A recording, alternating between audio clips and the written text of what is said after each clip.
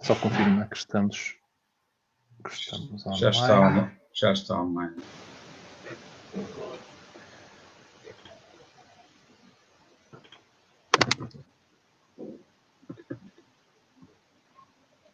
Ora, aí está. Então, muito boa tarde. Estamos aqui mais um sábado, nas nossas sessões semanais de encontros promovidos pela ADEP. E neste sábado vamos, aproveitando esta data que é extremamente importante para o nosso país, que é o 25 de Abril, vamos falar um pouquinho sobre o 25 de Abril, sobre a liberdade, como é que isto se encaixa na temática espírita e no espiritismo. Então vamos imaginar que nós queríamos ler um livro antes do 25 de Abril, queríamos ler um livro que tinha sido proibido pela censura. Tínhamos um filho que ia agora embarcar para ultramar, que queríamos ter conversas sobre temas que eram proibidos e que éramos presos ou algemados pela polícia do regime. Não é? Abril de 1974 trouxe liberdade de expressão, de movimento, de ideologia. Não é? E são algumas das conquistas que a Revolução trouxe e que às vezes esquecemos de valorizar. E por isso nos próximos minutos vamos falar aqui sobre o 25 de Abril, sobre o espiritismo, com dois vultos do movimento espírita da atualidade, não é? Membros da ADEP, que é o Jorge Gomes, né, que está na Embique da cidade do Porto, onde também eu me encontro, e o José Lucas, que está nas Caldas da Rainha, aqui também connosco agora, estamos aqui neste novo formato, a tentarmos então falar e a partilhar convosco este tema e estas reflexões. Então, Jorge e Lucas, antes de irmos à questão do 25 de Abril e da liberdade, seria importante percebermos melhor o que é que era o movimento espírita antes de Abril de 74. Não é? E até se calhar irmos um bocadinho mais atrás, até como é que o espiritismo chegou ao nosso país. Não é? Como é que terá chegado então o espiritismo, que sabemos que foi no século XIX, como é que terá chegado o espiritismo a Portugal? Então, boa tarde a todos. Existe ainda muito para escavar, digamos assim, nos registros da época, que eram sobretudo os jornais impressos, não é? Mas parece certo que por altura de 1853, portanto 4 anos antes da primeira edição do Livro dos Espíritos em Paris, de Allan Kardec, livro que, sublinhe-se, traz uma palavra nova, um neologismo, que é precisamente espiritismo. Portanto, não existe espiritismo propriamente dito, que é uma doutrina, não é? Filosófica de consequências morais, antes de 1857. Mas em Portugal e noutros países da Europa, em 1853, já existe nos jornais da altura referências às chamadas mesas girantes. As mesas girantes foram um fenómeno que se estendeu pela Europa e pelos Estados Unidos, que saibamos, em que, como as pessoas não tinham televisão, não havia rádio, não é? Tinham que esperar assim novidades, divertimentos, e aquilo no meio dos convívios e dos encontros entre famílias e entre amigos, nos saraus, um dos grandes divertimentos dessa época era ter a tal mesinha de pé de galo. Pois essa mesa de pé de galo fascinava as pessoas, inclusivamente pessoas importantes cá em Portugal, como Latino Coelho e até Gonçalo Sampaio se interessou por isso, entre outros. Mesas que se moviam sem a ação das pessoas, mesas que produziam pancadas, que se ouvia serem batidas sem serem as pessoas a bater nelas, e que se agitavam de diferentes maneiras. Mais tarde vieram a fazer isso com aquelas cartolas do século XIX, do tempo do Essa de Queiroz, não é? E com pratos e outros objetos. Mas o interessante é que esse fenómeno foi extremamente comentado nos jornais da época. Portanto, só mais tarde, quando... E isso não é espiritismo, isso é mediunidade de efeitos físicos, não é? Só quando, em 1857, é que o Livro dos Espíritos é editado na sua primeira edição, começa a ser trazido pelas pessoas que visitavam a França, depois pela importação de livros, não é? Ainda na monarquia, cá em Portugal, começaram, portanto, as pessoas a ler e a perceber que as mesas, através dessas batidas, davam respostas inteligentes. Ou seja, seriam os espíritos a falar através delas. Bem, isto era tão popular que há registros em jornal, por essa época, de os deputados portugueses do Parlamento na monarquia, às vezes se baldarem a sessões parlamentares para nos corredores e em salinhas periféricas fazerem as suas sessões de mesas girantes, digamos assim. Portanto, para verem como isto de facto era popular. Mais tarde, começam a surgir publicações, mas não sei se é isso que pretendes que a gente desenvolva agora. Sim, essas publicações que tu falas, né? Quais é que foram essas primeiras publicações que surgiram? Olha, a rigor, eu não tenho muita informação sobre isso, nem sei exatamente qual foi a primeira publicação periódica no movimento espírita português a ser impressa. No entanto, nós temos alguns exemplares de uma revista espírita publicada na cidade do Porto, de 1910. E é muito engraçado porque aqui há uns anos, quando estávamos a digitalizar, ampliámos o rodapé da primeira página, que estamos a ver, e lá, nesse rodapé de letras miudinhas, tem, por exemplo, os correspondentes internacionais de outros países. E no Brasil tinha um correspondente que era Carlos de Souza e Cunha, da Lagoinhas, na Bahia, no Brasil. Quando eu ouço essa localidade, Alagoinhas, lembrei-me de uma amiga nossa, que é uma médica nossa amiga de Lisboa, Gláucia Lima, que também é de Alagoinhas. E resolvi perguntar-lhe se ela conhecia este senhor, Carlos de Souza e Cunha. Não me digas que era da família. Era um tio-avô dela, imaginem. O que é uma curiosidade espetacular. Bem, esta publicação, na altura, os jornais eram bem mais caros do que hoje em dia, não é? E para se ter uma publicação periódica e imprimir, era preciso um investimento grande. O facto é que existia, de 1910, nós depois podemos passar um link, porque isso está digitalizado na internet, acessível, para verem mais ou menos como é que como eram os seus conteúdos. E, portanto, essa terá sido a primeira. Temos, inclusive, uma de 1900. Mais tarde, as publicações ganham outro vulto, como, por exemplo, quando um médium fantástico, Fernando de Lacerda, chegou a ser subinspetor da polícia em Lisboa, que tinha psicografia automática, era a chamada escrita mediúnica. E através dele vinham mensagens com muitas assinaturas diferentes, seja poesia, seja prosa, algumas de escritores até conhecidos portugueses, e eles acabaram por juntar essas mensagens de psicografia, e ele alegava que não sabia que conteúdos é que estaria a psicografar, consta até que conversaria por vezes para o lado enquanto a mão psicografava. E vieram a ser editados alguns volumes de um livro que é Do País da Luz, que é muito conhecido. Isto, portanto, em 1908. Estamos no início do século XX, não é? Mas, Jorge, mas estas obras, falaste aí de obras mediúnicas, eram sobretudo obras mediúnicas que se publicavam na altura ou também eram obras de outro tipo? Não, pelos vistos eram mediúnicas e de autores.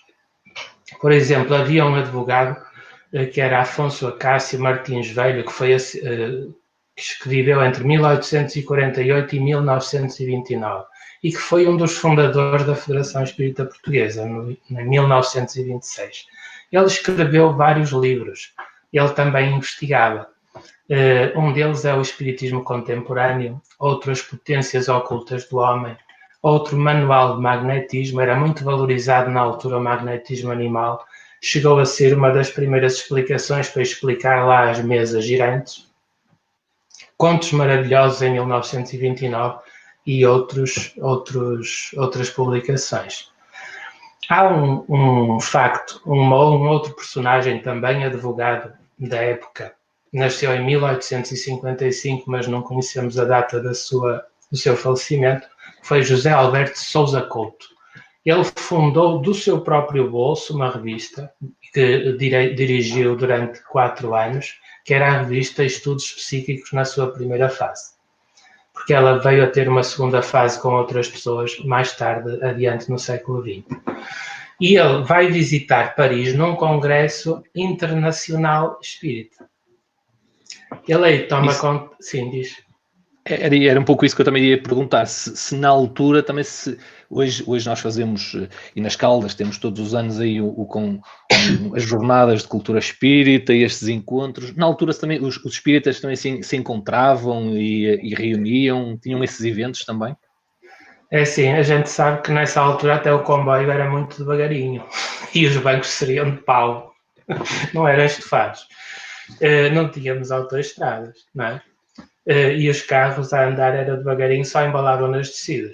Portanto, é preciso perceber que as dificuldades de deslocação para eles eram muito grandes. Mas consta que houve, na primeira metade do século XX, não estou muito informado sobre isso, uma união espírita no Algarve, que já mostrava alguma ideia de juntar as associações regionais, que seria mais fácil. Nessa altura, era difícil as pessoas juntarem-se e só quem tivesse realmente posses para isso é que se podia deslocar a Lisboa ou a outra cidade, normalmente seria Lisboa, para ir a um congresso, não é?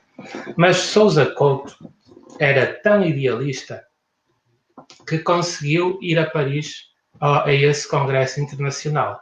Conheceu um autor importante da época, o coronel Albert de Rochat, que estudou regressão de memória e outros fenómenos também. Correspondia-se depois também com investigadores ingleses e foi na sequência, certamente, deste evento em Paris, em 1900, no início do século XX, que mais tarde, em 1925, vários entusiastas se juntaram para fazer um evento determinante para o movimento espírita, que foi o Congresso Espírita Português de 15 a 18 de maio de 1925.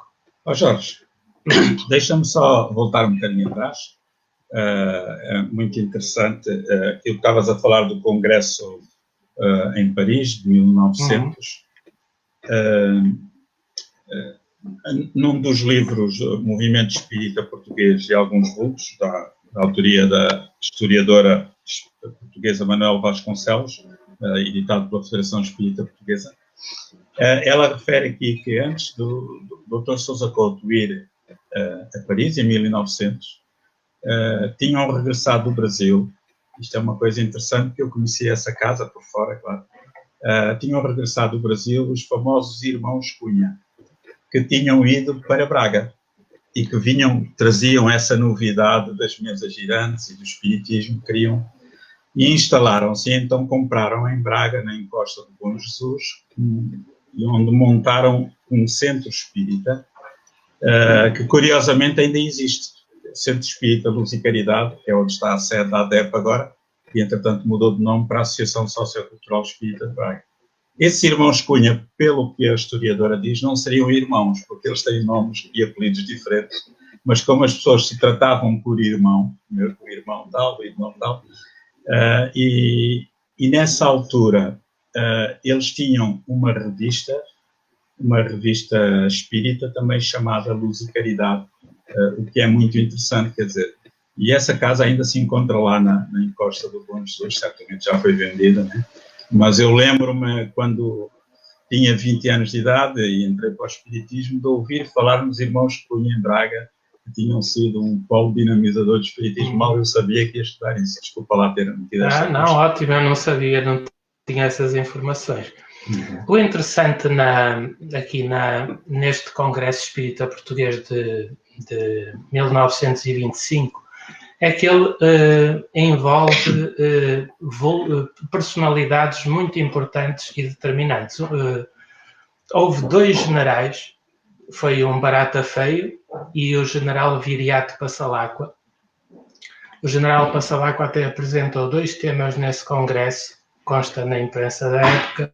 Um era espiritualismo e espiritismo, e o outro seria sobre a obsessão, quando confundida com loucura. E, além destes 2 generais, houve médicos, como o Dr. Adolfo Sena, professor da Faculdade de Ciências da Universidade de Lisboa. Houve também mais gente, tipo um engenheiro muito ligado à matemática, que era Lobo Vilela, que também escreveu vários livros, O Problema da Sobrevivência, O Poder Mental, Morte é Vida, não é? E outros. E também uma médica que foi uma das primeiras médicas a licenciar-se em medicina em Portugal, que foi a doutora Amélia Cardia, que ela também era escritora e era uma pessoa tão distinta e tão conceituada que na grande revista da época, penso eu, que se publicava, que era a Ilustração Portuguesa, ela merecia referências também pelos seus contos, por aquilo que publicava em termos de literatura. Estamos a ver na imagem a parte superior de uma página da Ilustração Portuguesa que está acessível na internet, de 12 de janeiro, de 1920, e que mostra que ela de facto era uma pessoa muito conceituada. Não sei se o Lucas pode dar aí uma dica, porque ela entrou de uma forma muito interessou-se pelo espiritismo de uma forma muito interessante. A doutora Amélia Cardia, que há inclusive na Federação Espírita Portuguesa, sobre todos estes vultos que o Jorge falou, um livro dedicado a cada vulto, também da autoria de Manuela Vasconcelos, e eu não tento imaginar como seria naquele tempo uma mulher ter a ousadia de sair de casa, né, e de fazer frente ao machismo dominante, né? Ainda por cima, sendo médica, parece que foi a primeira, ou uma das primeiras a defender uma tese pública, né? Uma tese de licenciatura, e é muito interessante a maneira como ela toma contacto com a doutrina espírita. Portanto, ela era médica, depois acabou por mais tarde, aí a meio da sua vida, ter um consultório privado em Lisboa, e uma vez aparece-lhe uma senhora com um problema ginecológico. Isto, de facto, é um caso delicioso que podemos encontrar aqui nesta revista da Federação Espírita Portuguesa, né, de janeiro, fevereiro e março do ano de 1993 e 1994, por aí. Exato. E então, é muito interessante que encontramos aqui o 1994, um artigo onde refere como é que ela entrou para o espiritismo. Então, ela estava no seu consultório e aparecem 2 senhoras, uma delas com um problema ginecológico, aparentemente não era nada de grave, mas ela vinha muito, muito perturbada, com medo que fosse uma coisa realmente grave, e tinha uma amiga a acompanhar. E a doutora Amélia Cardia, portanto, ela estava a ouvir, e entretanto a senhora que tinha o problema físico, médico, orgânico, aliás, disse: olha, sabe, quem me mandou cá foi um médico amigo seu que me aconselhou a vir até si. E a doutora Amélia Cardia ficou muito espantada, disse: não pode ser, porque esse médico já faleceu há muito tempo, de facto era meu amigo, mas já morreu há muito tempo. E a senhora disse, eu sei, só que eu sou espírita e sou médium também, e foi esse senhor que me apareceu, diz que é o meu guia espiritual, que me aconselhou a vir ter com o senhor. Bem, a doutora Amélia Cardia achou aqui um absurdo, né? E mandou-o então ir para trás de um biombo, e enquanto a senhora se despia lá no biombo, na Marquesa, ela perguntou baixinho à outra, olha, a sua amiga não bate muito bem da bola, não? Por outros termos. Né? Não, ela é uma pessoa perfeitamente saudável mentalmente, só que ela é espírita e tem uma mediunidade muito ostensiva e, de facto, é verdade, mas é uma pessoa muito, muito equilibrada. E a doutora Amélia Cardia mais, vá lá, embasbacada ficou com aquilo, mas não acreditava em nada daquilo. Lá consultou a senhora, deu alguma orientação médica e alguma terapêutica também para levantar na farmácia, e à saída, a senhora, a tal médium, a tal espírita, disse-lhe, olha, muito obrigado por me ter recebido, mas já agora eu gostaria de lhe pagar de outra maneira também, para além do pagamento monetário.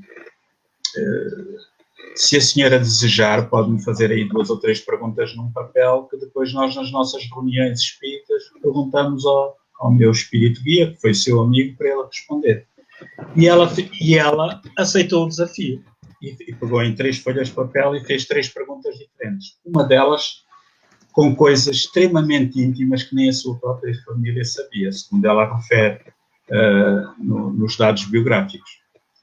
E passado uns tempos, aparece lá no consultório, portanto, na caixa de correio, o envelope que ela tinha endossado a si própria, portanto, com a sua letra, e com as respostas ditadas supostamente pelo espírito através daquela médium, que tinha ido à consulta, falando de coisas da vida da doutora Amélia Cardia, que ela nunca mais ninguém podia saber. Nem ninguém sabia na sua família. Ela falou com os familiares acerca disso, houve um misto de credulidade e de incredulidade, e então lembraram-se de começar a fazer testes com mesas de pé de galo, chamadas mesas girantes, e passado algum tempo elas começaram-se a mexer e começaram a contactar-se, inclusive esse espírito, de acordo com este relato da revista de Espiritismo, uma médica espírita, Figuras e Factos, esse espírito também se contactou através da tipologia, isto é, das batidas.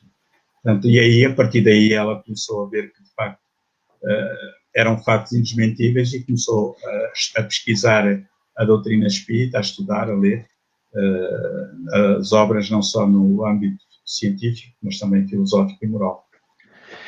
Mas para além da doutora Amélia Cardia, há informação de outros médicos que também interessaram-se e estudaram o espiritismo e tornaram-se espíritas, não é verdade?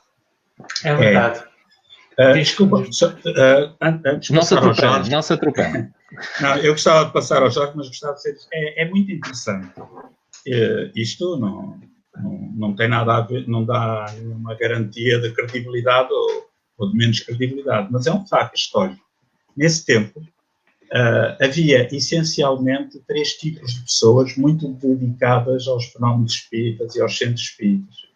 Eram médicos, militares de carreira, oficiais superiores, muitos mesmo, desde o posto de tenente ao posto de general, e eram advogados e juízes do Supremo Tribunal de Justiça e por aí fora. Mas o Jorge está mais dentro desse assunto, eu vou-lhe passar a palavra, só fiz este preâmbulo.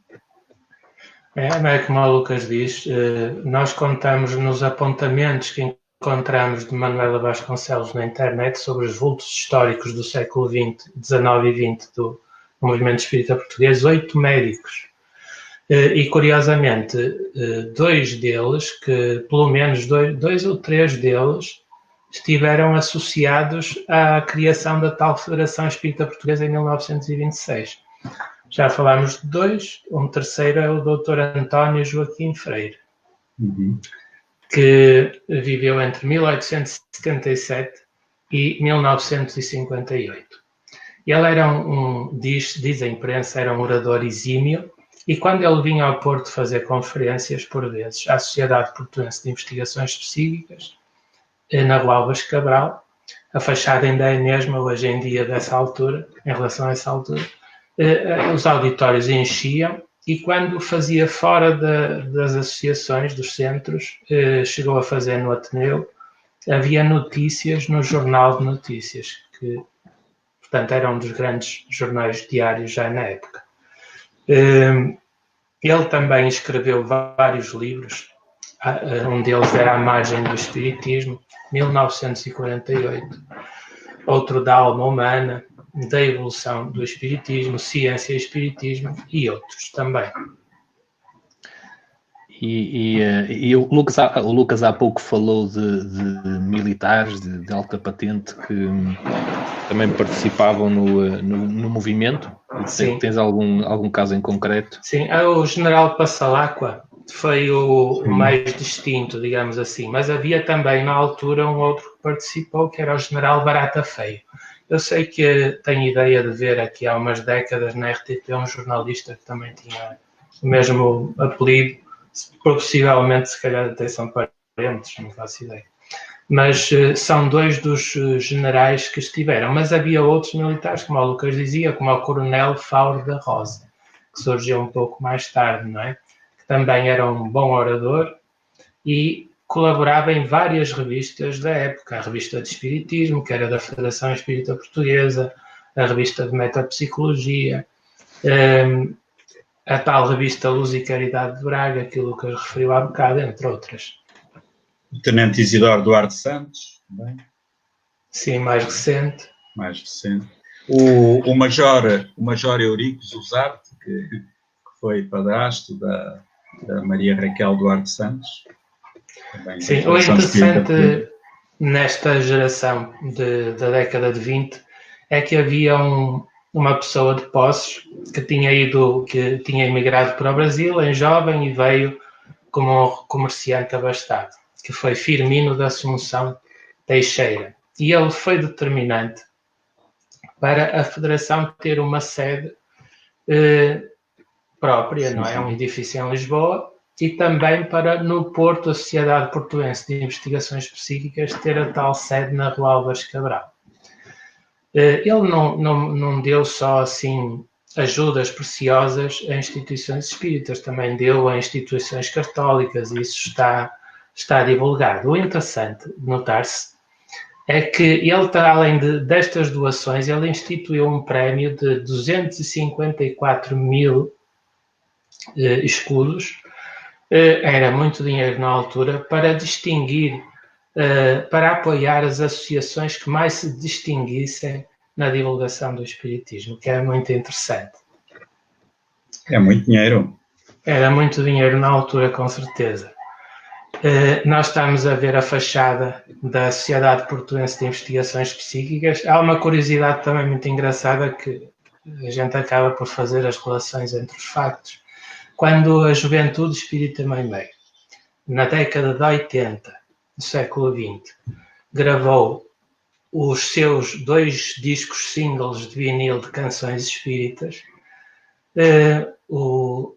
os rótulos interiores dos discos de vinil, sem que soubéssemos, foram impressos na tipografia que funcionava nas instalações da Sociedade Portuense de Investigações Psíquicas. Que é uma gráfica. É verdade, no mesmo sítio, que é engraçado. Já agora, Jorge, desculpa lá interromper, mas não sei se há aí uma rua no Porto que é a Avenida Costa Cabral ou qualquer coisa. Não é avenida, é a Rua Costa Cabral.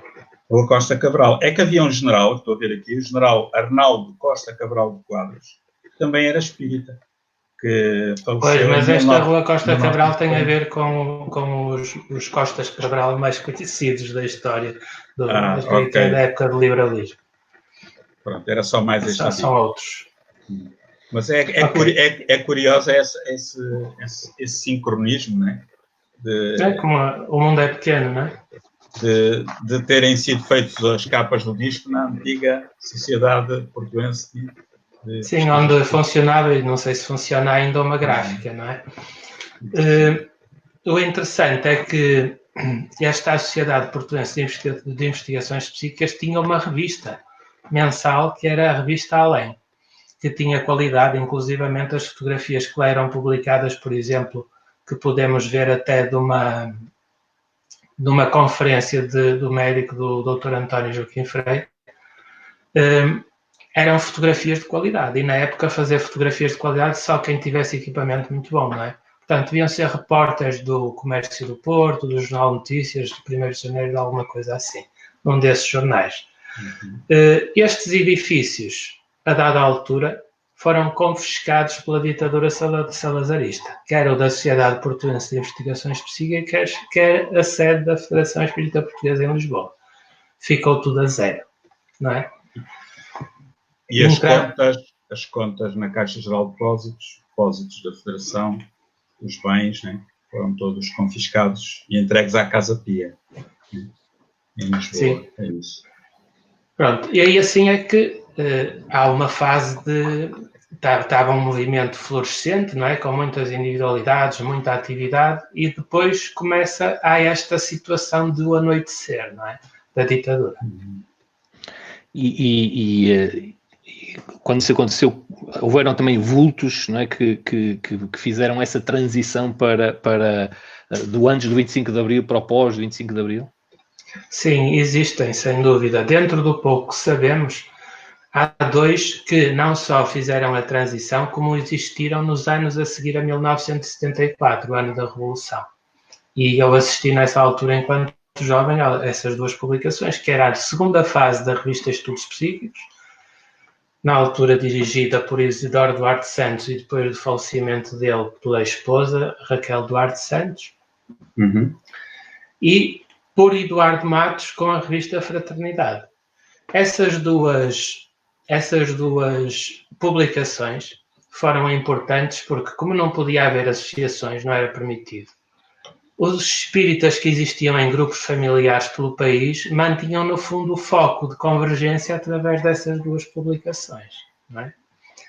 E quando esporadicamente se encontravam, isso acontecia ou discretamente nas casas uns dos outros, ou então em convívios tipo piquenique em plena natureza, nas serras, não é? Onde eles faziam uma prece, faziam uma palestra e pronto. E aquilo ia andando assim. Só realçar uma coisa, ao bocado o Carlos perguntou, ou falou levemente nisso, foi que antes dos bens confiscados, quando o movimento estava florescente, de acordo com a investigadora Manuela Vasconcelos, chegou a haver jornais espíritas diários em Lisboa e havia muitos semanários e muitos mensários de norte a sul do país, né? E jornais e revistas, mas mais jornais. Eu fiquei admirado foi com o facto de terem havido jornais diários espíritas e muitas referências no Diário de Notícias relativamente à Federação Espírita Portuguesa e relativamente a eventos que a própria Federação depois acabava por fazer na sua sede, que é interessante. Quer dizer, isto faz parte da história do espiritismo de Portugal, não é?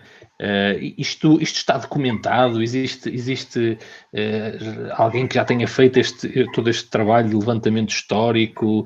Existe, quem tiver interesse nesta área e queira revisitar e ler e saber mais sobre este assunto, onde é que pode ir beber desta informação?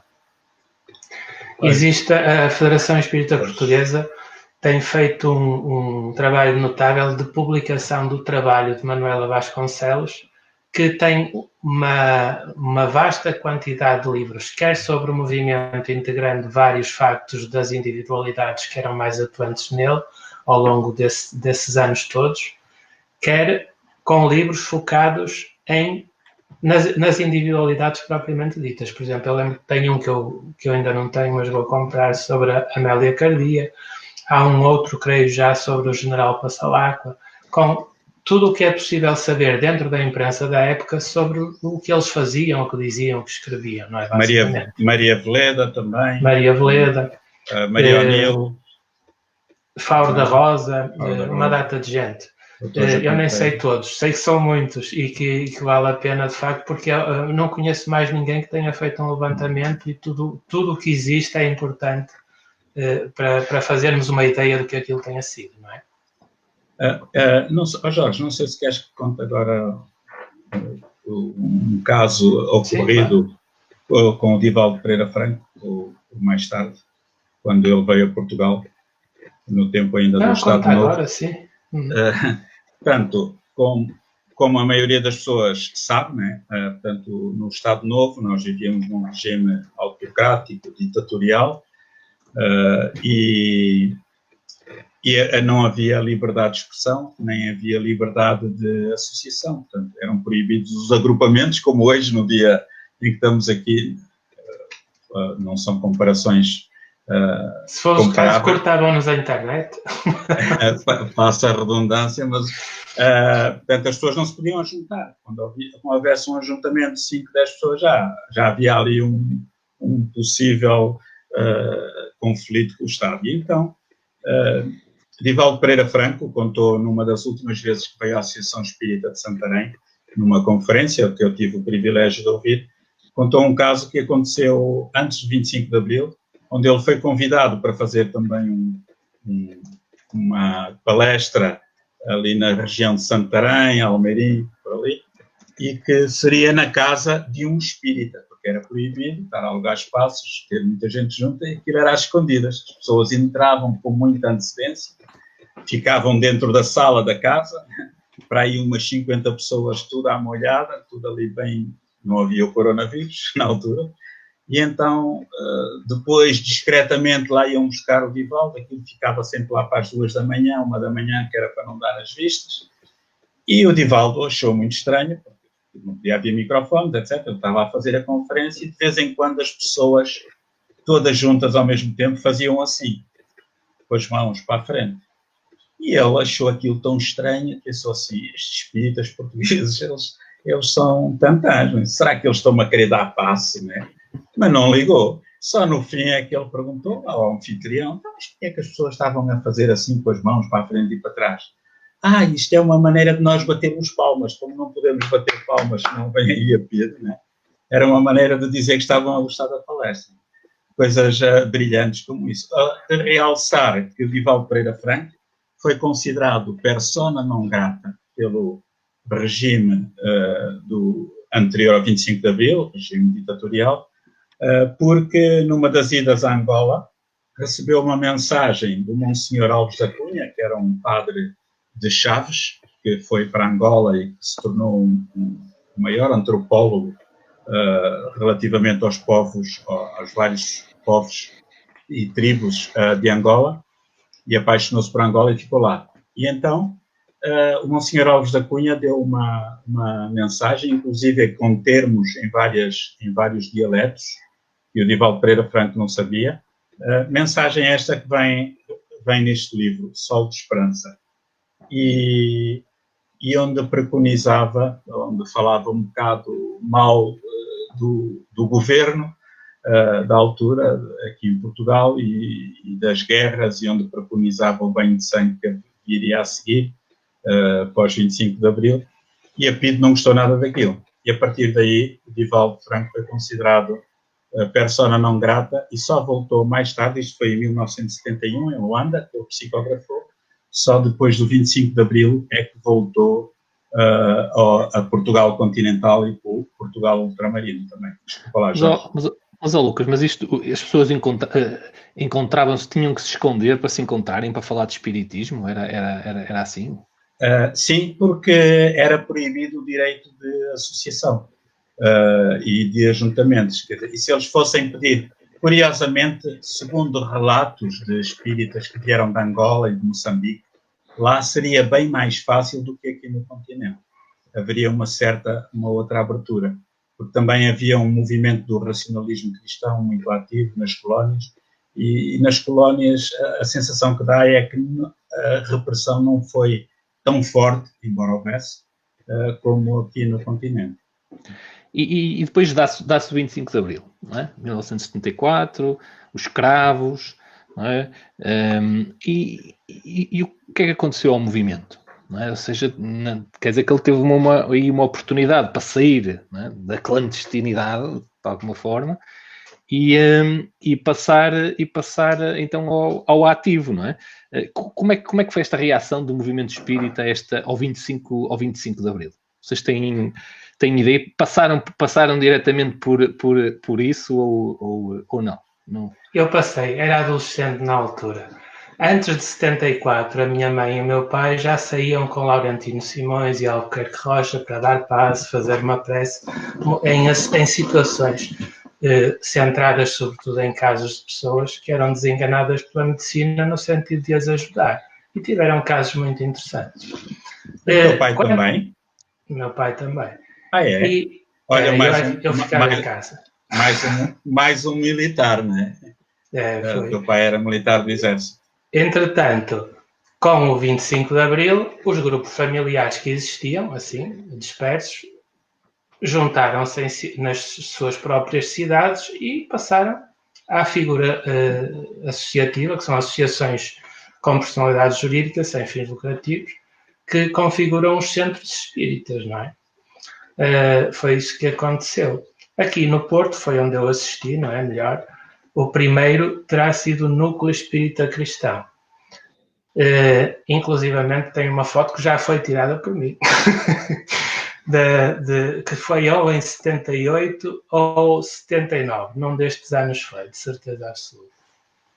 Em que nós temos, por exemplo, Laurentino Simões, que foi um dos grandes fundadores do Núcleo Espírita Cristão no Porto, ainda na Rua do Almada, ali com a dona Raquel à direita, que era a presidente da Federação Espírita Portuguesa na altura, e com o Albuquerque Rocha, ali assim, numa das setas amarelas, que foi um grande dirigente também aqui do Núcleo Espírita Cristão, uma pessoa de quem guardamos muito saudade, muito carinho, e também do Centro Espírita Caridade por Amor, na altura na Rua da Picaria, Fernando Fernandes e o outro senhor que está à frente dele, que se juntaram ali num encontro federativo, e temos ali o grupo de jovens que existia no NEC.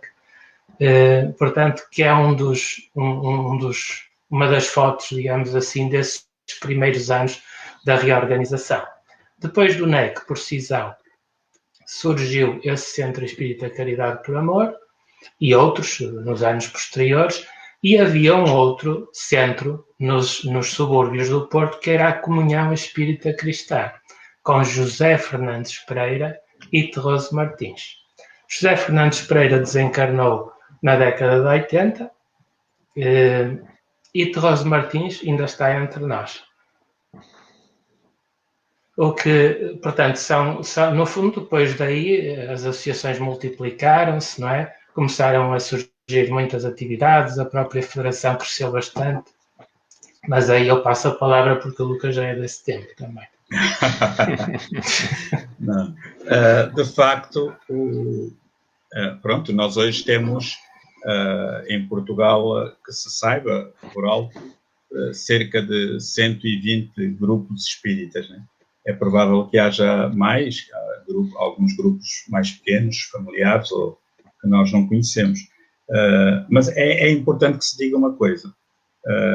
De facto, houve o 25 de Abril, houve o regresso à liberdade, mas ainda não houve 25 de Abril para os espíritas, porque no ano 2002, 2003, por aí, por esses anos, a Federação Espírita Portuguesa, com a sua direção, interpôs um processo ao Estado para a devolução do antigo Teatro Lara Alves, que era a sede da Federação Espírita Portuguesa, para a devolução dos dinheiros confiscados, todos os bens que foram entregues à Casa Pia, e por uma questão meramente processual, os tribunais não reconheceram que esta federação seria a continuidade da anterior. E, como tal, ainda não houve essa reposição da verdade, e isto é apenas um facto, sem grande importância. A importância é meramente material, mas isso também é irrelevante. Mas convém que fique realçado, porque, por exemplo, a maçonaria recebeu todos os seus bens, também foi perseguida pelo Estado Novo, A Federação Espírita não. 46 anos depois de 25 de Abril, ainda falta cumprir Abril nesse assunto. Mas diga uma coisa, agora falando se calhar um bocadinho mais de espiritismo, o 25 de Abril é um símbolo da nossa vontade como povo e como indivíduos de sermos livres, não é? De lutarmos pela nossa liberdade. O espiritismo tem nas suas ideias, na sua base ideológica, esta preocupação pela liberdade? Esta defesa pela liberdade? Esse é o grande engulho que certamente incomodou muito o cardeal Cerejeira, né?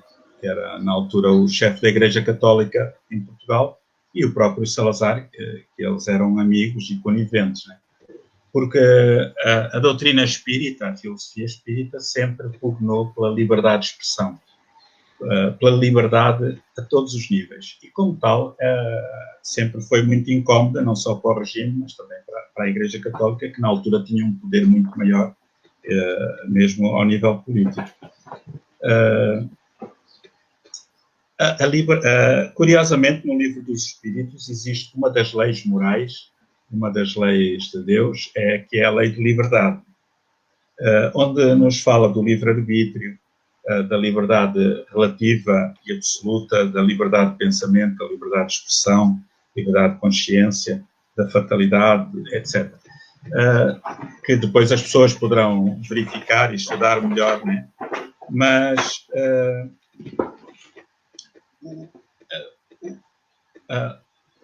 a doutrina espírita, o conceito de liberdade que o espiritismo nos traz, não abarca só esta liberdade material, esta liberdade que nós temos e que é preciosa atualmente, né?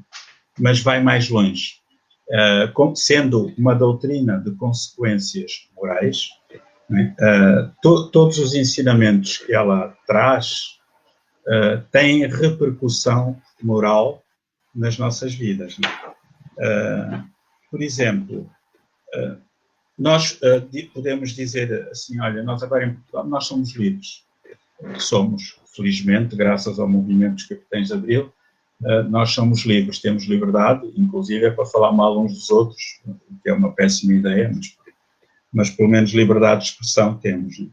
No entanto, na ótica espírita, para sermos verdadeiramente livres, não nos basta essa liberdade. É preciso também a liberdade espiritual. E essa liberdade passa por quê? Passa por eu ter a consciência tranquila, né?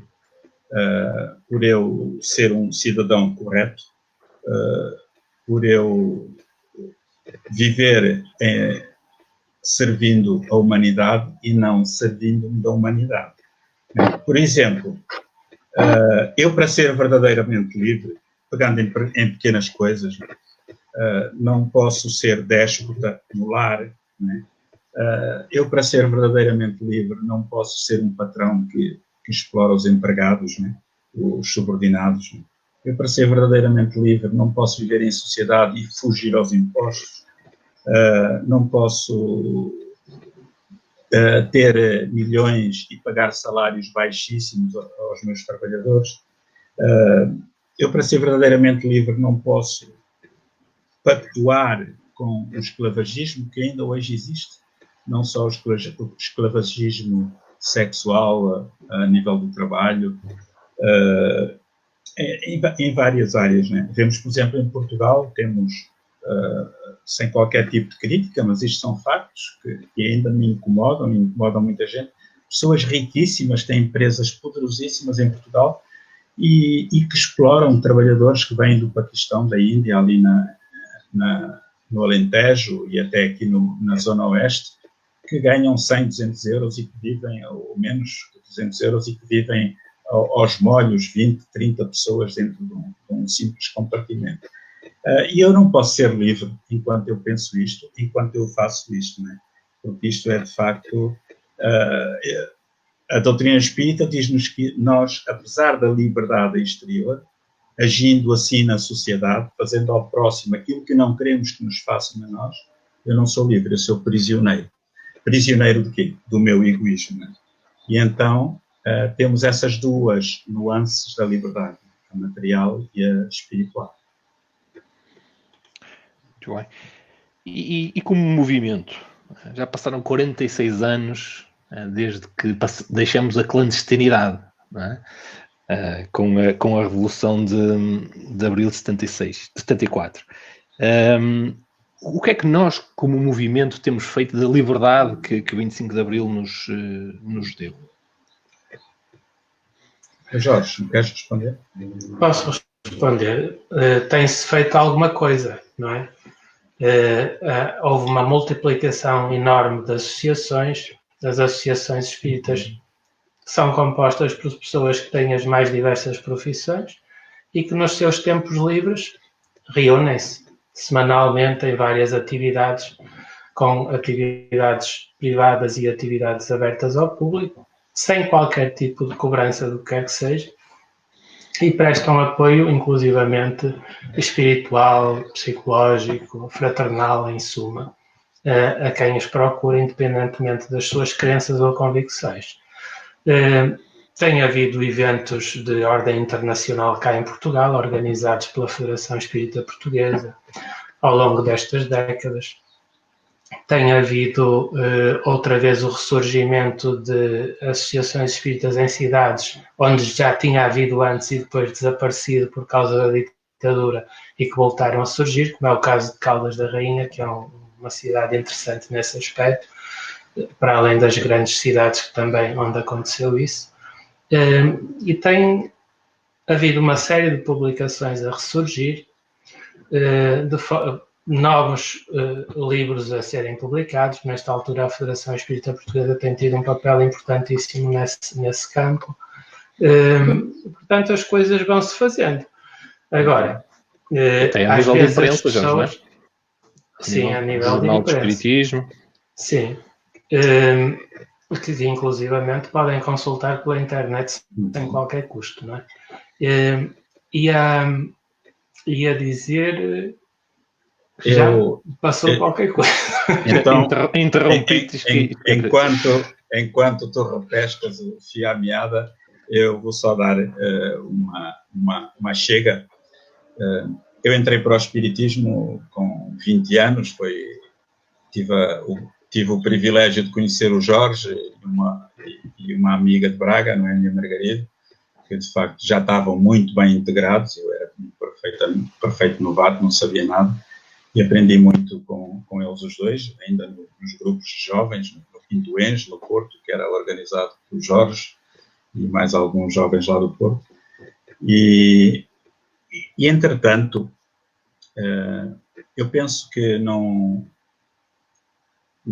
seria justo não referir isto. Há um momento que marca a divulgação do espiritismo em Portugal, que é em 1999, se não me falha a memória, com o aparecimento da ADEP, né, que já tem 20 anos, né? Já fizemos 20 anos, vamos a caminho dos 21.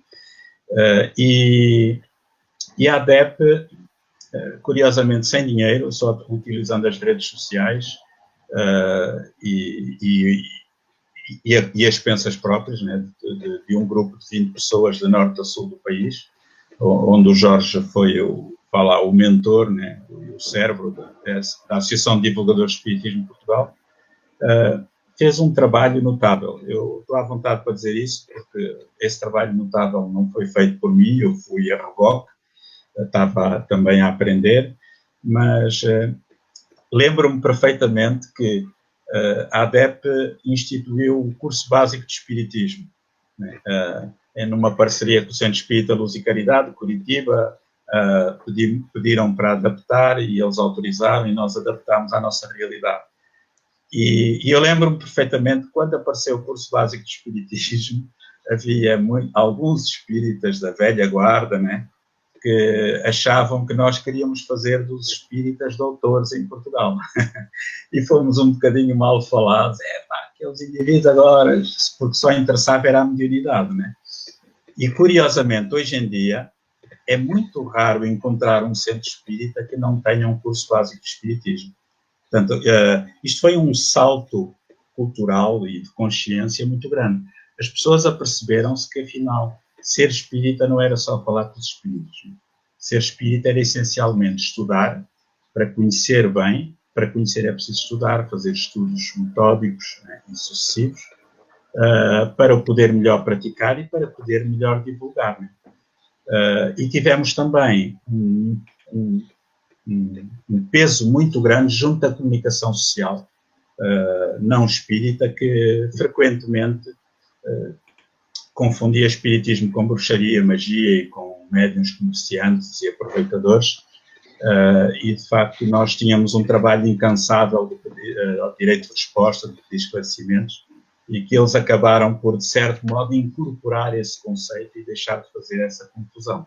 E o espiritismo passou a ser visto como uma coisa séria e como um movimento cultural, né? É claro que não foi só a ADEP, todo o esforço da Federação Espírita Portuguesa, e, principalmente, temos de referir o enorme trabalho, gigantesco trabalho anual, que Divaldo Pereira Franco, o maior divulgador do espiritismo do século XX, século XXI, no planeta Terra, fez, cada vez que ele vinha a Portugal, de facto, abriu portas para que depois em Portugal nós pudéssemos também continuar esse trabalho. Não sei se o Jorge concorda com este ponto de vista ou não. Sim, é algo que se verificou depois de 74, além de Divaldo Pereira Franco, na altura Newton Bochá, que já desencarnou há umas décadas, do Rio de Janeiro. Houve uma série de oradores que rodavam muito no Brasil, que também vinham cá e que arrastavam as pessoas. Eu, na altura, devia ter 17 anos ou isso, e eu achava muito curioso aqui no Porto, quando vinha Divaldo, quando vinha... O Divaldo, praticamente, desde a minha juventude, eu via, se não era todos os anos, era quase todos os anos, não é?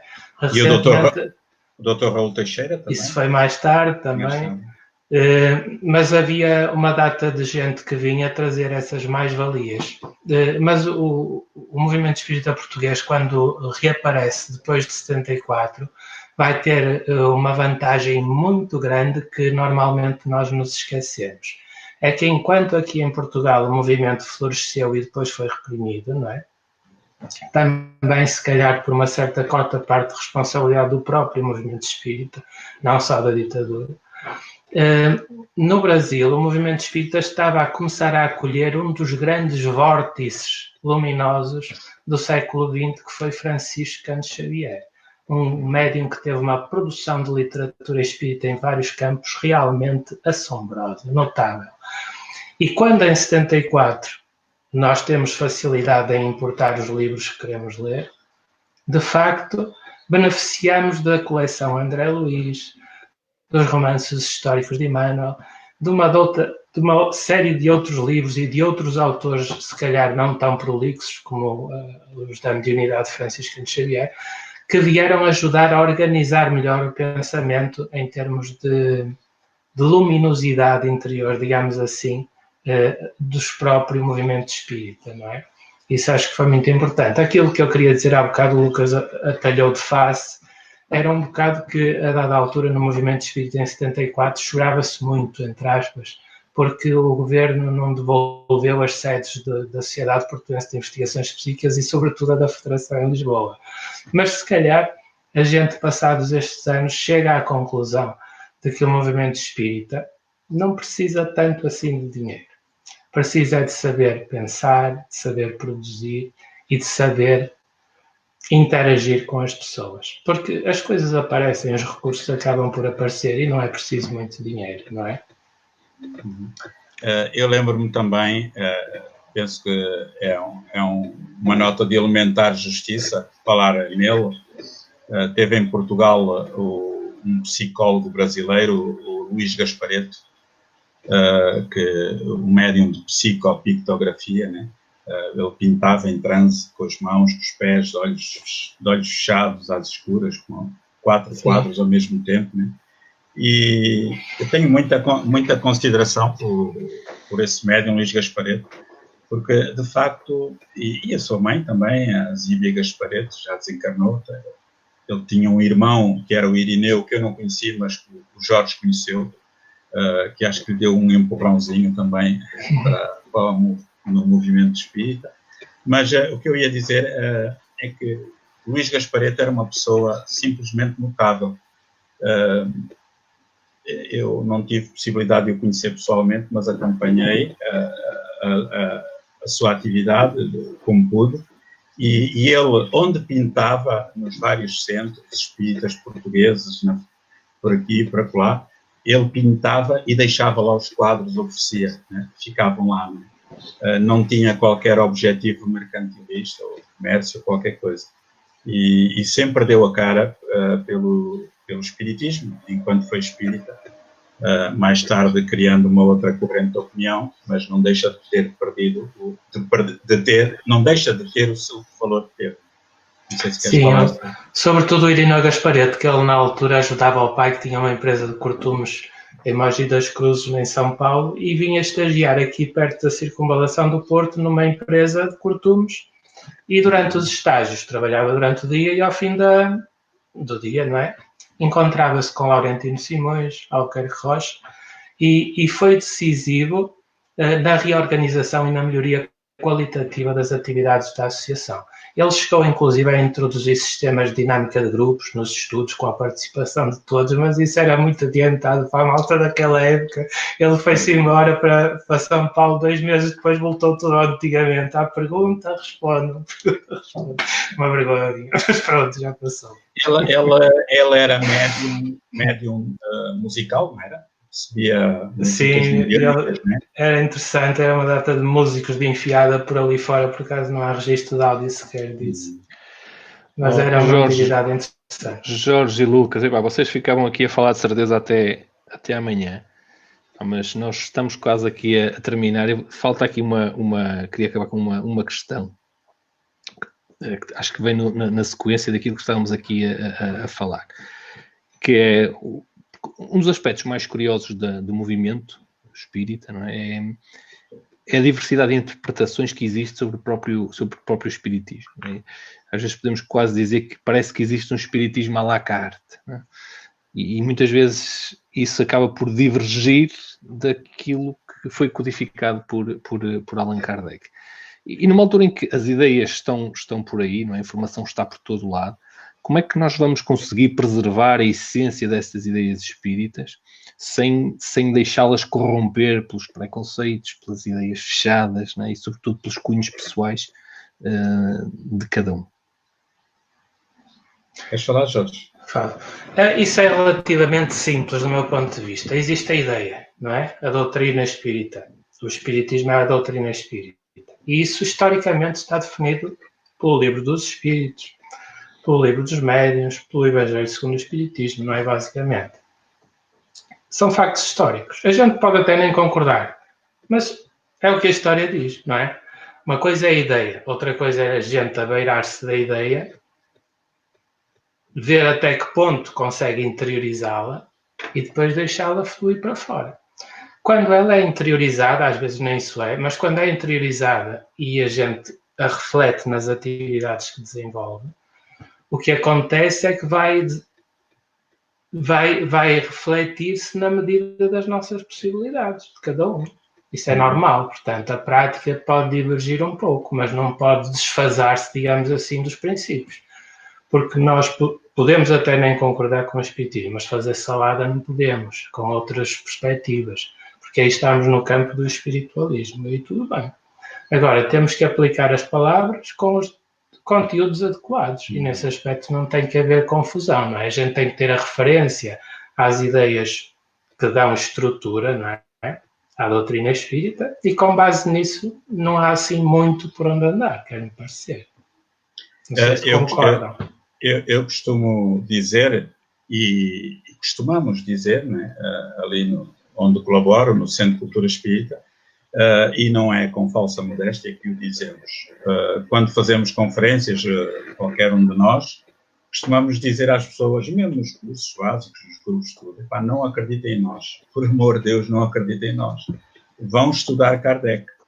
Kardec é a referência. E se alguma coisa que nós dissermos não estiver de acordo com Kardec, ponham de parte. Né? o Lucas, o Zé, o Maria, o Manel, nós não sabemos tudo. E essa é a grandeza do espiritismo, é que nós não temos padres, bispos, chefes, chefias, não há papados, não há nada, né? Portanto, a doutrina espírita, nós somos livres pensadores, né? Mas não somos livres é de pegar numa estrutura, como o Jorge disse muito bem, que é histórica, está ali, que é inabalável, e não temos o direito é de pegar nela e desestruturá-la, né? Há um aspecto que eu me esqueci ao bocado de referir do movimento espírita, e que é muito atual, que é o seguinte: o Jorge referiu que nós, antes do 25 de Abril, tínhamos poucos livros espíritas, que vinham do Brasil, né, caríssimos. Depois do 25 de Abril, tivemos o privilégio de falar a mesma língua que os nossos irmãos brasileiros e de facto, podíamos receber muitos livros do Brasil. No entanto, eles vinham extremamente caros, né? Porque é óbvio, alfandegação, transporte, etc. E atualmente, nestas últimas dois mandatos da Federação, 2, 3, já não me recordo, a atual Federação Espírita Portuguesa tem feito um trabalho simplesmente notável, porque conseguiram os direitos de autor para produzir todos os livros espíritas que estavam a ser importados, produzi-los em Portugal a 1/3 do preço. Se forem ao site da Federação Espírita Portuguesa, www.feportuguesa.pt, encontram livros de grande qualidade, livros deste género, por exemplo, grossos a 7, 8, 9 euros, portanto quase o preço de capa, com um lucro mínimo, porque o objetivo da Federação Espírita Portuguesa, e eu não faço parte da Federação, mas não estou mandatado para falar por ela, mas não é o lucro, mas sim a divulgação. E hoje temos centenas de títulos publicados em Portugal, que antigamente custavam 15, 20 euros, e hoje custam 6, 7 euros, né, perfeitamente em Portugal, que é uma mais-valia para a divulgação. Não sei se o Jorge quer dizer alguma coisa sobre isto. Não, é mesmo isso. É mesmo isso. E sobre esta questão, eu acho que o importante é a gente perceber, e quem não esteja informado pode bem aproveitar este esclarecimento, é que os espíritas têm sempre as suas profissões normais, como qualquer outra pessoa, as mais diversas. E só nos seus tempos livres é que se dedicam à sua atividade idealista, não é? Sem pôr a família para trás, nem nada disso. Portanto, é passo a passo, é nestas pequenas coisas que se há de conseguir, no fundo, através do próprio exemplo, resultados em termos da qualidade do movimento espírita, que é muito mais importante do que encher estádios, andar a bater de porta em porta ou qualquer coisa assim. O espiritismo não é proselitista. É uma decisão pessoal de cada um e cada um vai lidando com isso, vai se iluminando à medida que consegue. Trabalha para isso. E uma maneira de... Isto é quase batido, mas uma maneira de identificar um centro espírita idóneo é um local onde não se cobre dinheiro pelas suas atividades e nem se aceite dinheiro, porque há centros que não cobram dinheiro, mas aceitam donativo. Ora, se eu sou necessitado, sou doente, vou à procura de ajuda e a seguir me aceitam um donativo, eu vou pagar. Estou a pagar, né? Com boa vontade ou não. Então, o centro espírita tem de ter a maneira de se manter através dos seus sócios, beneméritos, né? Pessoas já identificadas com a doutrina espírita, né?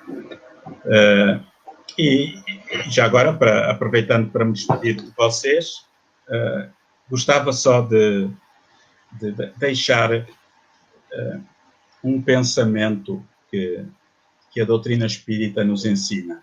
E que eu procuro, modéstia à parte, interiorizar e muitas vezes sem conseguir, mas vou tentando e um dia acabarei por chegar lá. Neste tempo de Covid, neste tempo de insegurança, há algo... há uma mensagem que eu gostava... Há muitas pessoas que, ou por orientação materialista ou porque não têm o conhecimento espiritual, gostávamos de dizer às pessoas que estão em dificuldades financeiras que a única opção que não é opção na vida é a morte. auto-infligida, o suicídio. Por amor de Deus, nunca faça isso. Porque tudo é viável na vida, menos isso. Porque hoje em dia nós temos provas, nós seres humanos, na humanidade, da imortalidade do espírito, que a vida continua. Provas científicas, não só do movimento espírita, da Sociedade de Pesquisas Psíquicas de Londres, entre outras comunidades de pesquisa em todo o mundo, principalmente fora do meio espírita. E então, sendo a imortalidade da alma uma realidade, não faz sentido eu matar-me por alguma dificuldade de ordem financeira, até de ordem de saúde, etc. Não façam isso, porque é, de facto, o fundo falso da vida, como o Jorge às vezes costuma dizer. E uma outra coisa que eu também gostaria de deixar, porque estamos todos um bocadinho exaltados com esta situação na sociedade, é que nós todos somos seres humanos imortais, quer acreditem ou não. Nós somos imortais. Mas eu não acredito. Tudo bem, mas são leis da natureza. Hoje para amanhã, quando estiver no mundo espiritual, vai descobrir isso e vai acreditar. Se nós somos seres imortais, temos o dever de nos respeitar mutuamente, independentemente das nossas convicções políticas, religiosas, sociais, futebolísticas, etc. E o Espiritismo faz esse apelo à fraternidade, à compreensão, ao entendimento, à colaboração, ao invés da competição. E que, ao fim e ao cabo, resume-se num ditado que diz assim: o meu amigo não é o que pensa como eu, mas o que pensa comigo. Se todos nós fizermos um esforço para pôr em prática esse ditado, o meu amigo não é o que pensa como eu, mas o que pensa comigo, estaremos a contribuir para uma sociedade melhor, mais justa, mais fraterna e mais pacífica. Muito bem, Lucas. Eu agora, para terminarmos, eu só queria partilhar com vocês os dois, mas também aqui com o pessoal que está a assistir, porque eu acho que isto é fantástico. São duas imagens do 25 de Abril que eu acho que são fantásticas e podia, vocês quiserem comentar também. Primeiro, aqui esta questão de nós agora estamos em confinamento, aqui não há isolamento social nenhum, não é? Ou distanciamento social nenhum, não é? Mas é fantástico estas pessoas todas em cima deste tanque. Mas parece que estão a sair do confinamento, porque eles estão todos com o cabelo enorme, não é? Como eu, não podem ir ao barbeiro. É visto, sim, senhor. Todos com o cabelo enorme. Mas é uma imagem fantástica do nosso 25 de Abril. E há outra também que eu acho que é deliciosa, que é esta, não é? Com os militares em posição e os miúdos. E os miúdos com eles, parece que estou ali acho que são duas imagens extraordinárias que eu acho que do orgulho, pelo menos que eu tenho, apesar de não ter vivido 25 de Abril, ainda não era nascido, mas de como foi feita esta revolução, e eu sinto-me muito orgulhoso como português da forma como foi, como foi feita. Isto de facto demonstra a ânsia de liberdade do ser humano, não é? E quando nós, em vez de andarmos montados em carros de combate físicos, estivermos montados com aquela alegria também num grande amontoado, mas no carro de combate da nossa consciência em busca da liberdade interior, estaremos sem dúvida nenhuma a caminho de um mundo melhor. Já estamos, certamente. É isso. Então, muito obrigado aos dois. E vamos nos vendo por aí, não é? No próximo sábado estaremos novamente em direto às 18 horas, com novos intervenientes e pronto, e agradecendo também a toda a gente que nos acompanhou e vemo-nos no próximo sábado. Ok? Muito bem. Bom fim de semana para todos. Obrigado. Obrigado, nós.